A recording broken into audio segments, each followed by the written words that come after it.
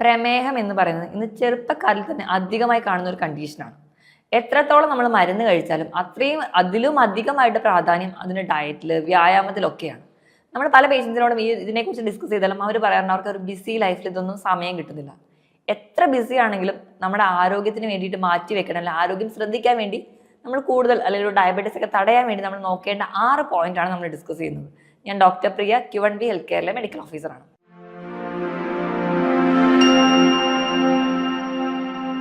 പ്രമേഹം എന്ന് പറയുന്ന ഒരു സൈലന്റ് കില്ലറാണ്. നമ്മൾ വേണ്ട രീതിയിൽ അതിനെ അപ്രോച്ച് ചെയ്തില്ലെങ്കിൽ പെട്ടെന്ന് തന്നെ നമ്മുടെ എല്ലാ ഓർഗൻസും തന്നെ ഡാമേജ് ചെയ്യാൻ കേപ്പബിലിറ്റി ഉള്ള ഒരു രോഗമാണ് പ്രമേഹം. മറ്റേത് രോഗം പോലെയല്ല, അത് എല്ലാ അവയവങ്ങളെയും ബാധിക്കാൻ ചാൻസ് വളരെയധികം കൂടുതലാണ്. മുൻകാലങ്ങളിലൊക്കെ നമ്മൾ നോക്കുകയാണെങ്കിൽ പ്രമേഹം എന്ന് പറയുന്നത് ഒരു 50-ന് മുകളിലോട്ട് ഉള്ള ആൾക്കാരിലാണ് കണ്ടുവന്നിരുന്നതെങ്കിൽ ഇന്നൊരു 30 വയസ്സിന് മുകളിൽ തൊട്ട് പ്രമേഹ രോഗങ്ങളുള്ളവരെ കാണാറുണ്ട്. നമ്മുടെ അടുത്ത് വരുന്ന മിക്ക പേഷ്യൻസിനെ നോക്കിയാലും നമുക്കറിയാം മിക്ക ആൾക്കാരും ചെറുപ്പത്തിൽ തന്നെ ഈ ഒരു പ്രമേഹ രോഗത്തിന് അടിമകളാണ്. നമ്മളത് വന്നു പോയാൽ പോലും നല്ല രീതിയിൽ അത് കൺട്രോൾ ചെയ്തില്ലെങ്കിൽ പെട്ടെന്ന് തന്നെ നമ്മുടെ കിഡ്നി, നമ്മുടെ ലിവർ, നമ്മുടെ കണ്ണിനെ, നമ്മുടെ നാഡികളെ, അങ്ങനെ എല്ലാ സിസ്റ്റത്തിനെയും ബാധിക്കാൻ കേപ്പബിലിറ്റി ഉള്ള ഒരു രോഗമാണ് ഈ ഡയബറ്റിസ് എന്ന് പറയുന്നത്. അപ്പം നമ്മൾ അത്രയും സീരിയസ് ആയിട്ട് തന്നെ ചിന്തിക്കേണ്ട കാര്യമാണ്. ഇപ്പം എത്ര തിരക്കുള്ള ആൾക്കാരാണെങ്കിലും നമ്മുടെ ആരോഗ്യം നോക്കിയില്ലെങ്കിൽ പിന്നീട് നമ്മൾ ഒരുപാട് മെഡിസിൻസ് കഴിക്കുക, അല്ലെങ്കിൽ ഒരുപാട് ഒരു ക്രൈസിസിലൂടെ നമ്മൾ ഫേസ് ചെയ്യേണ്ടി വരും. അപ്പം എല്ലാവർക്കും, അല്ലെങ്കിൽ ഏത് ഒരു രോഗം ഉണ്ടാവാൻ ചാൻസ് ഉള്ളവരായിക്കോട്ടെ, അല്ലെങ്കിൽ ഇനി രോഗങ്ങളെ തടയാൻ ആഗ്രഹിക്കുന്നവരായിക്കോട്ടെ, അവർ ശ്രദ്ധിക്കേണ്ട 6 പോയിന്റ്സിനെ കുറിച്ചാണ് നമ്മൾ നോക്കുന്നത്. ഒന്നാമതായിട്ട്, ഈ ബിസി ഷെഡ്യൂൾഡ് ആയിട്ട് എല്ലാ ആൾക്കാരും പറയുന്ന ആൾക്കാർ നോക്കിക്കഴിഞ്ഞാൽ കൂടുതൽ ആൾക്കാരും ഒരു ഓഫീസ് ടൈമിൽ വർക്ക് ചെയ്യുന്നവരായിരിക്കും. കൂടുതൽ ആൾക്കാരും നമ്മൾ നോക്കുകയാണെങ്കിൽ കൂടുതൽ നേരം ഇരുന്ന് ജോലി ചെയ്യുന്ന ആൾക്കാർക്കാണ് ഈ പറയുന്ന രോഗങ്ങളൊക്കെ ഉണ്ടാവാൻ ചാൻസ്. ഇരുന്ന് ജോലി ചെയ്യുമ്പോൾ ഈ രോഗങ്ങൾ ഉണ്ടാവാനുള്ള ഒരു ബേസിക് കാരണം, ഇരുന്ന് ജോലി ചെയ്യുന്നവർക്ക് യാതൊരുവിധ വ്യായാമം ഇല്ലാത്തത് കൊണ്ട് തന്നെ, ബോഡി മൂവ്മെന്റ്സ് ഒന്നും ഇല്ലാത്തത് കൊണ്ട് തന്നെ ബോഡി വെയിറ്റ് പെട്ടെന്ന് കൂടും. ബോഡി വെയിറ്റ് കൂടി കഴിഞ്ഞ് കഴിഞ്ഞാൽ ഇൻസുലിൻ റെസിസ്റ്റൻസ് എന്ന് പറയുന്ന ഒരു കണ്ടീഷൻ പെട്ടെന്ന് വരികയും, ഇൻസുലിൻ റെസിസ്റ്റൻസ് വന്നു കഴിഞ്ഞാൽ ടൈപ്പ് 2 ഡയബറ്റിസ് ആയി. അമിതവണ്ണത്തിനോടൊപ്പം ടൈപ്പ് 2 ഡയബറ്റിസ് ഉണ്ട്. അതോടൊപ്പം തന്നെ ഉയർന്ന രക്തസമ്മർദ്ദമുണ്ട്. കൊളസ്ട്രോൾ ലെവൽ കൂടുതലാണെങ്കിൽ പിന്നീട് അടുത്തൊരു സ്റ്റേജിലോട്ട് കിടക്കും. അങ്ങനെ മെറ്റബോളിക് സിൻഡ്രോം ആയി. അപ്പം കണ്ടിന്യൂസ് ആയിട്ട് ഇരുന്ന് ജോലി ചെയ്യുന്നു, 8-9 മണിക്കൂർ ഇരുന്ന് കണ്ടിന്യൂസ് ആയിട്ട് ജോലി ചെയ്യുന്ന ആൾക്കാർ നമ്മുടെ ഇടയിൽ കാണാനുണ്ട്. ചിലപ്പോൾ ഇവർക്ക് തന്നെ ഒരാഴ്ച നൈറ്റ് ഷിഫ്റ്റ് ആയിരിക്കും, അടുത്തൊരാഴ്ച ഡേ ഷിഫ്റ്റ് ആയിരിക്കും. ഇങ്ങനെ ഷിഫ്റ്റുകൾ മാറി മാറി വരുന്ന ആൾക്കാരുണ്ടാവും. ഇങ്ങനെ വരുന്ന സമയത്ത് നമ്മുടെ ബോഡിക്ക് തന്നെ ഒരു കറക്റ്റ് ആയിട്ടുള്ള ഒരു റിതം ഉണ്ടാവില്ല. ഒരു സർക്കേഡിയൻ റിതത്തിൽ ജീവിച്ച് വളർന്നു വന്നവരായിരിക്കും. ഒരു 10-25 വയസ്സ് ആകുമ്പോഴേക്കും ഈ റിതം എല്ലാം മാറി 1 വീക്ക് അല്ലെങ്കിൽ ഒരു നൈറ്റ് ഷിഫ്റ്റ്, അടുത്തൊരാഴ്ച ഡേ ഷിഫ്റ്റ്, ഇങ്ങനെ മാറി മാറി വരുമ്പോൾ ബോഡിക്ക് ഇതെല്ലാം കൂടി താങ്ങാൻ പറ്റാതെ വരുമ്പോഴാണ് പല ഡിസീസ് കണ്ടീഷനായിട്ട് ശരീരം പുറത്തേക്ക് കാണിക്കുന്നത്. അപ്പൊ നിങ്ങൾ കണ്ടിന്യൂസ് ആയിട്ട് ഇരുന്ന് ജോലി ചെയ്യുന്നവരാണെങ്കിൽ നിങ്ങൾ ശ്രദ്ധിക്കുക, 1 മണിക്കൂർ കഴിയുമ്പോൾ 2-3 മിനിറ്റെങ്കിലും എണീറ്റ് ബോഡിക്ക് ഒരു മൂവ്മെന്റ് കൊടുക്കുക. ഒന്നുകിൽ നിങ്ങൾ വെള്ളം കുടിക്കാൻ എടുക്കുന്ന ഗ്യാപ്പ് 2-3 മിനിറ്റ് മാത്രമാണെങ്കിലും ആ ഗ്യാപ്പ് ഒന്ന് എണീറ്റ് ജസ്റ്റ് ബോഡിക്ക് ഒരു മൂവ്മെന്റ് കൊടുക്കാൻ വേണ്ടി നോക്കുക. ഇനി അല്ലെങ്കിൽ ഒന്ന് വാഷ്റൂമിൽ പോവുക. 1 മണിക്കൂറിനിടയിൽ എന്തെങ്കിലും തരത്തിലുള്ള ഒരു ബോഡി മൂവ്മെന്റ്സ് കൊടുക്കുന്നത് ഒരു പരിധി വരെ ഇതിനോടുള്ള ഒരു ടെൻഡൻസി കുറയ്ക്കാൻ സഹായിക്കും. ഇനി ഇത് മാത്രമല്ല, ഇനി നിങ്ങൾ പല ആൾക്കാരും പറയാറുണ്ട്, രാവിലെ ജോലിക്ക് കയറുന്നതിന് മുൻപ് ഞാൻ നല്ല രീതിയിൽ വർക്കൗട്ട് ചെയ്യുന്നുണ്ട്, ഞാൻ നല്ല രീതിയിൽ വ്യായാമം ചെയ്യുന്നവരാണ്, എന്നിട്ടും എനിക്ക് എങ്ങനെ ഈ അസുഖമൊക്കെ വന്നു. നിങ്ങൾ കറക്റ്റായിട്ട് എക്സസൈസ് ചെയ്യുന്നവരായിക്കോട്ടെ, പക്ഷെ കണ്ടിന്യൂസ് ആയിട്ട് 8-9 മണിക്കൂർ ഇരിക്കുന്ന സമയത്ത് നമുക്ക് പല രീതിയിൽ ഉണ്ടാകുന്ന ഇൻഫ്ലമേഷൻസ് ശരീരത്തിൽ ഉണ്ടാവുന്നുണ്ട്. അതിൻ്റെ ഭാഗമായിട്ട് നമുക്ക് ആദ്യം കുടവയർ വരുന്നുണ്ട്. കുടവയർ വന്ന് ദഹന പ്രശ്നങ്ങളൊക്കെ തുടങ്ങും. അത് ഫാറ്റി ലിവർ ആവുന്നുണ്ട്. ഇൻസുലിനിൽ മൊത്തത്തിൽ ഒരു ഇൻകംപ്ലീറ്റ്നെസ്, അല്ലെങ്കിൽ ഇൻസുലിനിൽ മൊത്തം ഒരു റെസിസ്റ്റൻസ് വരും. സ്ത്രീകളിലെ PCOD അല്ലെങ്കിൽ അങ്ങനെ ഉണ്ടാകുന്ന ഡിസീസസ് ആവും. അല്ലെങ്കിൽ നമുക്ക് മറ്റ് ഫാറ്റി ലിവറിനോട് ചേർന്ന് തന്നെ ടൈപ്പ് 2 ഡയബറ്റിസ്, മറ്റേ പാങ്ക്രിയാസ് ഡിസോർഡേഴ്സ്, ഇങ്ങനെയൊക്കെ ആയിട്ട് പ്രസന്റ് ചെയ്യുന്നതാണ്. അപ്പോൾ ഇരുന്ന് ജോലി ചെയ്യുന്നവർ എന്തായാലും 1 മണിക്കൂറിൽ ഒരു ബ്രേക്ക് എടുക്കുക. ആ ഒരു ടൈമിൽ വെള്ളം കുടിക്കാൻ വേണ്ടിയിട്ട് ഒന്ന് ജസ്റ്റ് ഒരു ബോഡി മൂവ്മെന്റ്സ് കൊടുക്കുന്നുണ്ടെന്ന് ഉറപ്പുവരുത്തുക. രണ്ടാമതായിട്ട് ശ്രദ്ധിക്കേണ്ട ഫാക്ടർ ഉറക്കമാണ്. നിങ്ങൾ 6 മുതൽ 7 മണിക്കൂറെങ്കിലും കൃത്യമായിട്ട് ഉറങ്ങുന്നുണ്ടെന്ന് ഉറപ്പുവരുത്തുക. ഉറക്കം വളരെ ഇമ്പോർട്ടൻ്റ് ആണ്. നമ്മുടെ ശരീരത്തിൽ നടക്കുന്ന പകല് നമ്മൾ കഴിക്കുന്ന ഭക്ഷണത്തിൻ്റെ ആയിക്കോട്ടെ, നമ്മുടെ ശരീരത്തിൽ നമ്മുടെ ഓരോ കോശങ്ങൾക്ക് ഉണ്ടാകുന്ന ഡാമേജ് ഒക്കെ റിപ്പയർ ചെയ്യാം. നമ്മുടെ അവയവങ്ങൾക്കൊക്കെ ഒരു റെസ്റ്റ് എന്ന് പറയുന്നത് ഉറങ്ങുന്ന സമയമാണ്. ഇത്രയും നേരം നമ്മൾ ഉറങ്ങിയാൽ മാത്രമേ നമ്മുടെ ശരീരത്തിൽ ഉണ്ടാകുന്ന ഇൻഫ്ലമേഷൻസ് ഒക്കെ നമുക്ക് കുറയ്ക്കാൻ പറ്റുള്ളൂ. ഈ ഇൻഫ്ലമേഷൻസ് കുറയ്ക്കുകയാണെങ്കിൽ അതിൻ്റെ ഭാഗമായിട്ട് നമ്മുടെ ബോഡി കുറച്ചും കൂടെ ഹാപ്പി ആയിട്ട് ഹെൽത്തി ആയിട്ട് ഇരിക്കാൻ പറ്റും. അപ്പോൾ കൃത്യമായിട്ട് ഉറക്കം ഉണ്ടെന്ന് ഉറപ്പുവരുത്തുക. എന്തെങ്കിലും തരത്തിലുള്ള ഉറക്കക്കുറവുള്ളവരാണെങ്കിൽ നിങ്ങൾ അതിന് വേണ്ടി ഒരു ഡോക്ടറെ കാണിക്കുക.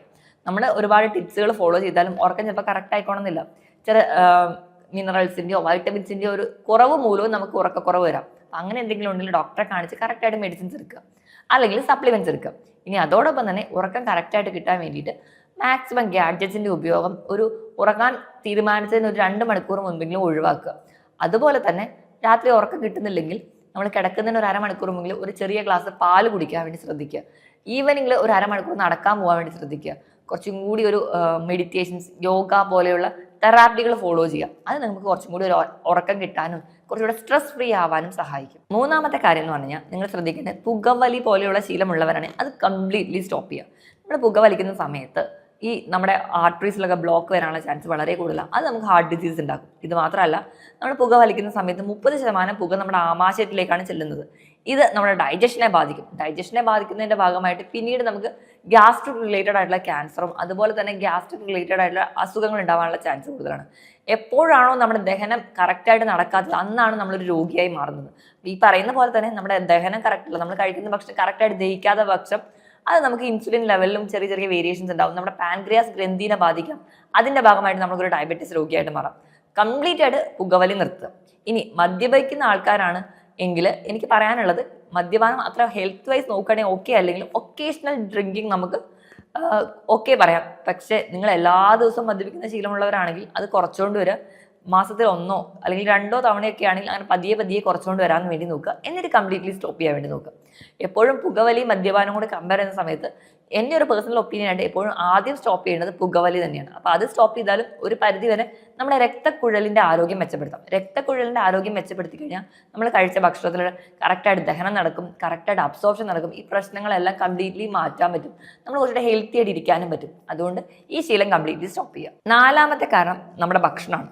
അപ്പോൾ നമ്മുടെ പ്രമേഹത്തിനെ നിയന്ത്രിക്കണമെങ്കിൽ നമ്മുടെ ഭക്ഷണത്തിൽ ഇമ്പോർട്ടൻസ് കൊടുക്കണം. അപ്പോൾ എന്തൊക്കെ തരത്തിലുള്ള ഭക്ഷണങ്ങളാണ് പ്രമേഹ രോഗികൾ കഴിക്കാൻ പറ്റില്ല, എന്തൊക്കെ കഴിക്കണം എന്നുള്ളതിനേക്കാളും ഏറ്റവും പ്രധാനം നമ്മൾ എപ്പോഴാണ് കഴിക്കുന്നത്, നമ്മൾ കഴിക്കുന്നതിൻ്റെ അളവ് പ്രാധാന്യമാണ്, നമ്മൾ കഴിക്കുന്നതിൻ്റെ സ്പീഡ് വരെ പ്രാധാന്യമാണ്. നമ്മൾ എപ്പോഴും ഒരു പ്രമേഹ രോഗി ഭക്ഷണം ഒരു 4-5 തവണയായി ചെറിയ ചെറിയ അളവിൽ ഡിവൈഡ് ചെയ്ത് കഴിക്കാൻ വേണ്ടി ശ്രദ്ധിക്കുക. കഴിക്കുന്ന ഭക്ഷണം ഹെൽത്തി ആണെന്ന് ഉറപ്പുവരുത്തുക. ഹെൽത്തി ആണെന്ന് പറഞ്ഞു കഴിഞ്ഞാൽ അന്നജത്തിൻ്റെ അളവ് നല്ല രീതിയിൽ കുറയ്ക്കുക. പകരം ഭക്ഷണത്തിൽ പ്രോട്ടീൻ കൂട്ടുക, ഫൈബർ കൂട്ടുക, അതുപോലെ തന്നെ ഹെൽത്തി ഫാറ്റ്, നല്ല കൊഴുപ്പുകൾ കൂടി ഇൻക്ലൂഡ് ചെയ്യുക. ഇപ്പം പ്രോട്ടീനായിട്ട് നമുക്ക് വേണമെങ്കിൽ മത്സ്യം, മാംസം, ധാന്യങ്ങളൊക്കെ ഡിപ്പെൻഡ് ചെയ്യാം. ഇനി ഫൈബറിനായിട്ട് പച്ചക്കറികൾ ഡിപ്പെൻഡ് ചെയ്യാം. പഴവർഗ്ഗങ്ങൾ കഴിക്കുമ്പോൾ ലോ ഗ്ലൈസീമിക് ഇൻഡെക്സും ധാരാളമായിട്ട് ഫൈബറും അടങ്ങിയിട്ടുള്ള ഫ്രൂട്ട്സ് ഇൻക്ലൂഡ് ചെയ്യാം. ഇനി ഇതോടൊപ്പം തന്നെ നമ്മൾ കഴിക്കുന്ന ഭക്ഷണം നല്ല രീതിയിൽ ചവച്ചരച്ച് കഴിക്കാൻ വേണ്ടി നോക്കുക. നമ്മൾ നല്ല രീതിയിൽ ചവച്ചരച്ച് കഴിക്കുന്ന സമയത്ത് ദഹനം കുറച്ചുകൂടി ഈസി ആയിട്ട് നടക്കും. ദഹനം ക്ലിയർ ആണെങ്കിൽ ഗ്ലൂക്കോസിന്റെ അബ്സോർപ്ഷൻ നമ്മുടെ ശരീരത്തിന് വേണ്ട അളവിൽ മാത്രമേ അബ്സോർബ് ചെയ്യുള്ളൂ. ഷുഗർ ലെവൽ സ്പൈക്ക് ചെയ്ത് പോവില്ല. അതൊരു മോഡറേറ്റ് ലെവലിൽ നിയന്ത്രിച്ചുകൊണ്ട് പോകാൻ പറ്റും. അതുവഴി നമുക്കൊരു പരിധിവരെ ഇൻസുലിൻ റെസിസ്റ്റൻസ് കുറയ്ക്കാം, ഇൻസുലിൻ സെൻസിറ്റിവിറ്റി കൂട്ടാം, ടൈപ്പ് 2 ഡയബറ്റീസിന് ഒരു പരിധിവരെ നമുക്ക് കുറയ്ക്കാനും പറ്റും. അപ്പം നിങ്ങൾ കഴിക്കേണ്ട ഭക്ഷണം എന്താണെന്ന് കൃത്യമായിട്ട് ഒരു ഡോക്ടറുടെ നിർദ്ദേശപ്രകാരം അല്ലെങ്കിൽ ഒരു ഡയറ്റീഷ്യനെയോ ന്യൂട്രീഷനിസ്റ്റിന്റെ അഡ്വൈസ് പ്രകാരം മാത്രം കൃത്യമായ ഒരു ഡയറ്റ് തന്നെ ഫോളോ ചെയ്യാം. ഇനി അതോടൊപ്പം തന്നെ ഇന്റർമീഡിയറ്റ് ഫാസ്റ്റിംഗ് കൂടി ഫോളോ ചെയ്യുന്ന ഒരു പരിധിവരെ പ്രമേഹ രോഗ സാധ്യത കുറയ്ക്കാൻ പറ്റും. അതിനായിട്ട് രാത്രിത്തെ ഡിന്നർ നേരത്തെ കഴിക്കും. ഒരു 7 മണിക്കെങ്കിലും സ്റ്റോപ്പ് ചെയ്യുക. പിറ്റേ ദിവസം രാവിലത്തെ ബ്രേക്ക്ഫാസ്റ്റ് ഒരു 16 മണിക്കൂർ ശേഷമാണ് നിങ്ങൾ കഴിക്കുന്നതെങ്കിൽ അവിടെ ഒരു ഇന്റർമീഡിയറ്റ് ഫാസ്റ്റിംഗ് ആവും. തുടക്കത്തിൽ ഒരു 12 മണിക്കൂർ, വീണ്ടും ഒരു 14 മണിക്കൂർ, പിന്നീട് ഒരു 16 മണിക്കൂർ ആക്കി മാറ്റുക. അതുവഴി ഇന്റർമീഡിയറ്റ് ഫാസ്റ്റിംഗ് ഫോളോ ചെയ്യുന്നതും ഒരു പരിധി വരെ നമുക്ക് പ്രമേഹ രോഗ സാധ്യത തടയാൻ പറ്റും. അടുത്തതായിട്ട് നമ്മൾ നോക്കുകയാണെങ്കിൽ 5ാമത്തെ പോയിന്റ് എന്ന് പറയുന്നത് വ്യായാമത്തിനെ മാറ്റി വെക്കുക. കൃത്യമായിട്ട് വ്യായാമം ആഴ്ചയിൽ 6 ദിവസമെങ്കിലും ഒരു അരമണിക്കൂർ ഒരു ഹൈ ഇന്റൻസിറ്റി വർക്കൗട്ടുകൾ ചെയ്യുന്നത് ഏറ്റവും ബെസ്റ്റാണ്. ഇനിയിപ്പോൾ നമ്മൾ നടക്കാൻ പോകുന്നവരായിക്കോട്ടെ, അല്ലെങ്കിൽ ഏത് തരത്തിലുള്ള വ്യായാമത്തിലാണ് നമ്മുടെ ശരീരത്തിന് ഉതകുന്നത് നോക്കിയിട്ട് കൃത്യമായിട്ട് വ്യായാമം ചെയ്യും. വ്യായാമം ചെയ്യുമ്പോൾ നമ്മൾ ശ്രദ്ധിക്കേണ്ട കാര്യം ഒന്നാമതായിട്ട് ഫ്ലെക്സിബിലിറ്റിയാണ്. നമ്മുടെ എല്ലാ ജോയിൻസിലും ഒരു മൂവ്മെന്റ്സ് കൊടുക്കുക. അത് നമുക്ക് കുറച്ചും കൂടി ഒരു ഡയബറ്റീസ് കൺട്രോൾ ചെയ്യാൻ വേണ്ടി സഹായിക്കും.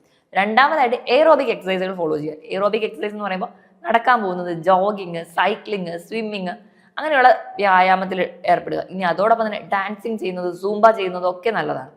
ഇനി R എന്ന് പറഞ്ഞ റെസിസ്റ്റൻസ് എക്സസൈസ് ആണ്. F for flexibility and A for aerobic exercise and R for resistant exercise.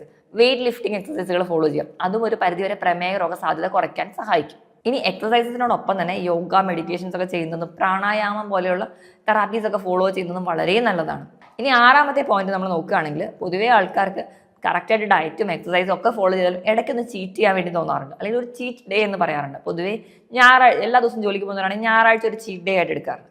നിങ്ങൾ ചീറ്റ് ഡേ എടുക്കുകയാണെങ്കിലും അതൊരു മോഡറേറ്റ് ലെവൽ, അല്ലെങ്കിൽ കുറഞ്ഞ അളവിൽ മാത്രം നമ്മൾ ഈ പറയുന്ന രീതിയിൽ നമ്മുടെ ആഗ്രഹത്തിനോ കൊതിക്കൊക്കെയുള്ള ഭക്ഷണങ്ങൾ ഇൻക്ലൂഡ് ചെയ്യാൻ വേണ്ടി നോക്കുക. നമ്മൾ ഏതെങ്കിലും തരത്തിലുള്ള ഒരു ഫാസ്റ്റ് ഫുഡോ ജങ്ക് ഫുഡോ കഴിക്കുകയാണെങ്കിൽ അത് കഴിക്കാൻ പോകുന്നതിന് മുൻപ് തന്നെ വീട്ടിൽ നിന്ന് നല്ല രീതിയിൽ പ്രോട്ടീനും ഫൈബറും റിച്ച് ആയിട്ടുള്ള സാലഡ്സോ അല്ലെങ്കിൽ ഫുഡോ ഇൻക്ലൂഡ് ചെയ്ത് കഴിക്കുക.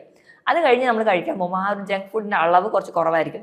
പക്ഷെ നമ്മുടെ ആഗ്രഹത്തിന് കഴിക്കാനും പറ്റും. ആ ഒരു രീതിയിൽ ബാലൻസ് ചെയ്ത് കഴിക്കുന്നത് ഒരു പരിധി വരെ നമുക്ക് ഈ ഡയബറ്റീസോ അല്ലെങ്കിൽ മറ്റ് പല ജീവിതശൈലി രോഗങ്ങളെയും തടയാൻ പറ്റും. അപ്പം ഞാൻ ഈ പറഞ്ഞ 6 പോയിന്റ്സ് നിങ്ങളൊരു 20 വയസ്സാകുമ്പോൾ തൊട്ട് തന്നെ കൃത്യമായിട്ട് ഫോളോ ചെയ്യുകയാണെങ്കിൽ നിങ്ങൾക്ക് ഉറപ്പായിട്ടും പ്രമേഹ രോഗം അതുപോലെ തന്നെ ഉണ്ടാകുന്ന മറ്റ് പല ജീവിതശൈലി രോഗങ്ങളെയും ഒരു പരിധി വരെ കുറച്ചോട്ട് വരാനോ അല്ലെങ്കിൽ അതിന്റെ തീവ്രത കുറയ്ക്കാനോ സഹായിക്കും. ഞാൻ ഈ പറഞ്ഞ കാര്യത്തിൽ എന്തെങ്കിലും ഡൗട്ട് ഉണ്ടെങ്കിൽ താഴെ കാണുന്ന നമ്പറിൽ കോൺടാക്ട് ചെയ്യുക. മറ്റൊരു ഹെൽത്ത് ടോപ്പിക്കുമായിട്ട് വീണ്ടും കാണുന്നത് വരെ നന്ദി.